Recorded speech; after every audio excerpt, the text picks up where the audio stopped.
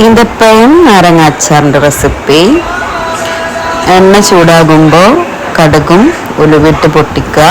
എന്നിട്ട് വെളുത്തുള്ളി ഇഞ്ചി ചെറുതായി ഒന്ന് ചതക്കി അരിയേ, പിന്നെ കുറച്ച് മുളക് ചേർക്കുക. പച്ചമുളക് ഇല്ലാത്തതുകൊണ്ട് ഞാൻ വറ്റൽമുളക് ഇട്ട് ഇതൊന്ന് വാടി വരുമ്പോൾ നമ്മൾ നോമ്പിന് ഉപ്പിലിട്ടച്ച നാരങ്ങ ഉണ്ട്, നമ്മൾ നാരങ്ങ വെള്ളം കലക്കിയ നാരങ്ങ, അത് ഇട്ടുകാണ്ട് നല്ല ഇളക്കുക.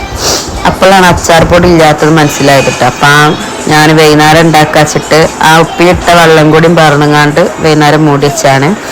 പിന്നെ നമ്മൾ വൈകുന്നേരം ഉണ്ടാക്കും കേട്ടോ, രാവിലെ മാറ്റി വെച്ചത്. അച്ചാർ പൊടിയൊക്കെ വാങ്ങി ജസ്റ്റ് ചൂടാക്കി അച്ചാർ പൊടി ഇട്ട് മിക്സാക്കി.